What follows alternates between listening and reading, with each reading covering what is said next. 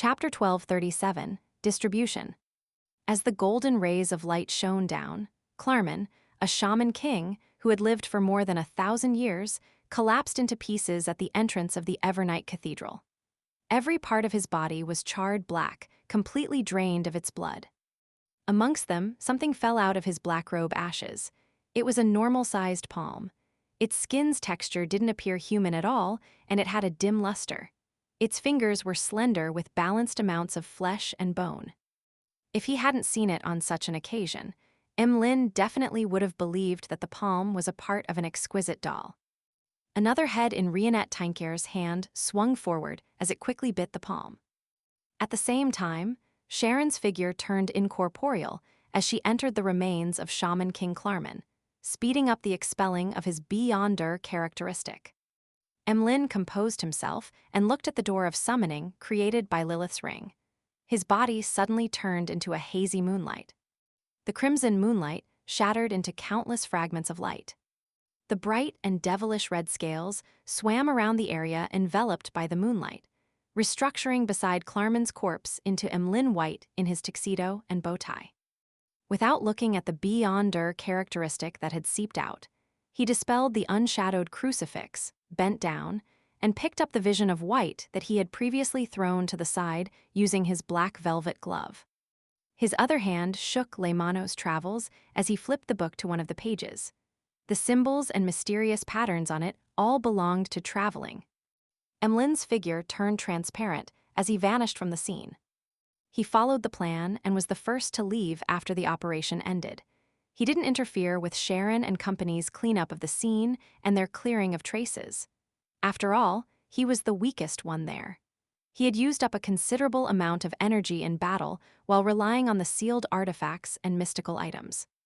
As for the spoils of war, they would be distributed once they returned to Backland. In this aspect, Emlyn fully believed in J.M. and Sparrow's promise and the Rose School of Thought's Temperance Department's credit.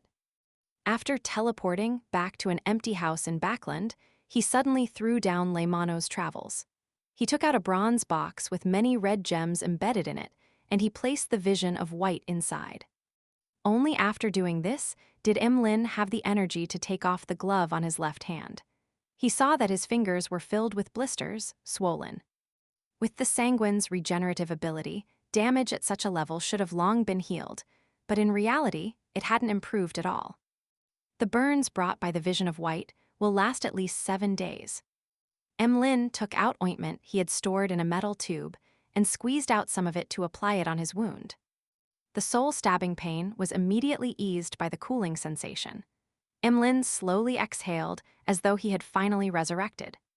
He had used a great deal of willpower to restrain himself from throwing the vision of White onto the ground. This was because once the sealed artifact left his control, it would automatically absorb the light around it and emit a radiant glow. To a Sanguine, this was an excellent way of committing suicide. Right on the heels of that, Emlyn took out a bottle of his blood that he had extracted beforehand and smeared it on the surface of Leymano's Travels. Then, he drank another bottle of blood to ease the bloodthirst that Lilith's ring brought about. After such an operation, he finally removed the negative effects the sealed artifact had on him. Only at this moment did Emlyn have the time to recall the accident that had happened during the battle. The door of summoning that he projected with Lilith's ring didn't summon creatures from deep in the spirit world, but he ended up summoning a strange moon. The moon hung behind the door of summoning and silently illuminated Shaman King Clarman, suppressing the various Beyonder powers that belonged to the moon domain. If not for this change, even if Lilith's ring had summoned a saint-level spirit world creature, the battle wouldn't have ended so quickly. Perhaps they would have had to wait until the Rose School of Thought Temperance Angel descended to gain an overwhelming advantage. A silvery white moon.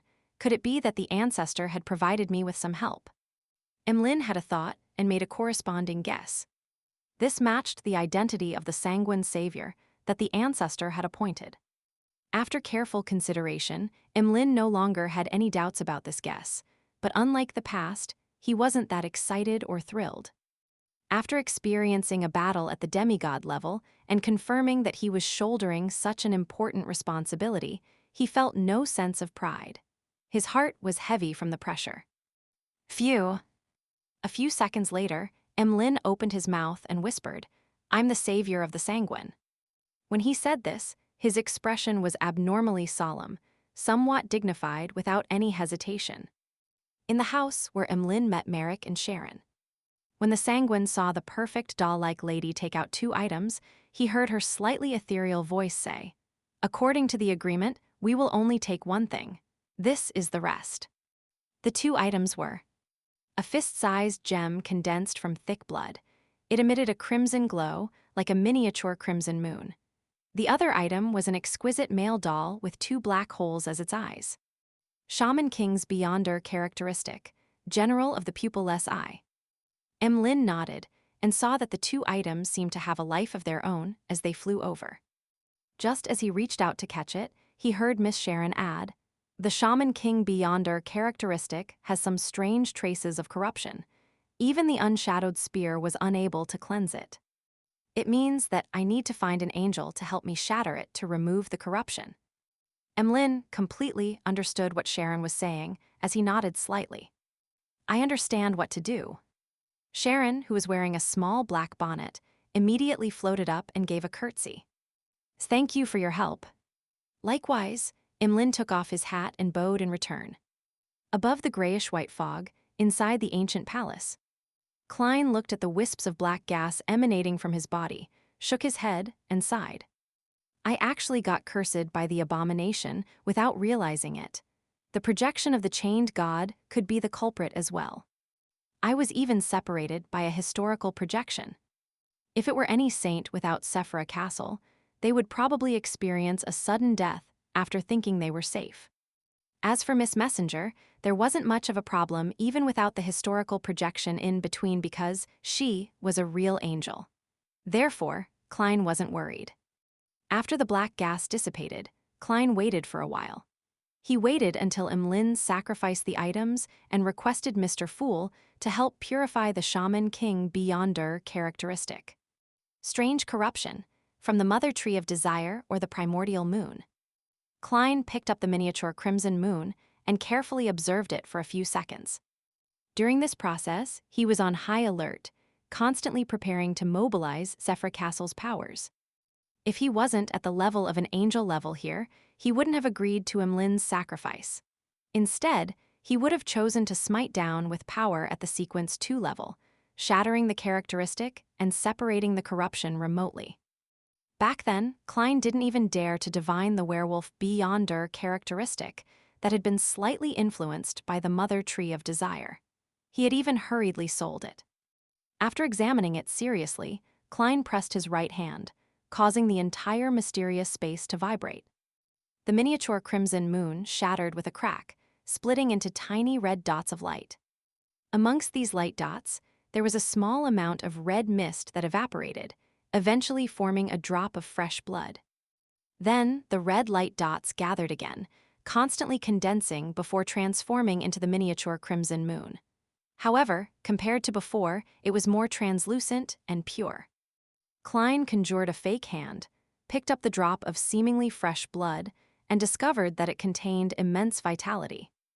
It's not at the angel level, but it's a little strange. It seems to have received an evil god's blessings. As Klein cut off all the invisible connections that resulted from the blood, he took a paper figurine and attempted to press the drop of blood onto it. The moment the blood came into contact with the paper figurine, it immediately seeped in. In the next second, the paper figurine's stomach strangely bulged and exploded. At the moment the paper figurine tore apart, a new paper figurine with a hint of crimson crawled out from its stomach. It seemed to have fully developed features. The power of reproduction. Klein frowned slightly as he stabbed with his right hand, reducing the newly born paper figurine into powder. A tiny amount of blood-colored mist emanated again, condensing into a drop of blood. The characteristic and spirituality were only slightly weakened. It needs to be repeated more than 100 times before it can be completely removed. Klein silently assessed as he gathered the powers of Sephra Castle to seal the drop of blood. He then looked up and cast his gaze at the male doll on the long mottled table. The palm-sized doll in a formal suit was prostrating. It didn't dare to look up. Oh, how easy is it to deal with those with living characteristics? Klein chuckled as he gathered the sealed drop of blood and brought it close towards the doll named General of the Pupilless Eye. General of the Pupilless Eye pushed itself up with all four limbs and quickly retreated. After a pause, it pressed its forehead against the table, emitting a sound indecipherable to humans. Declaring your subservience? Very good. Klein replied with a smile and casually instructed, show me your abilities. After a series of demonstrations, he confirmed that General of the Pupilless Eye could possess a target and affect lifeless items. It also had some level of control over mystical items that no one possessed or had spirituality injected into. The latter power might be very useful at certain times. Klein nodded slightly and beckoned for it to jump into a box he conjured. After carefully sealing it, Klein threw the box and the drop of blood into the junk pile to let them familiarize themselves with their future lives. As for the negative effects of General of the Pupilless Eye, Klein believed that they could discuss and resolve it amicably and normally.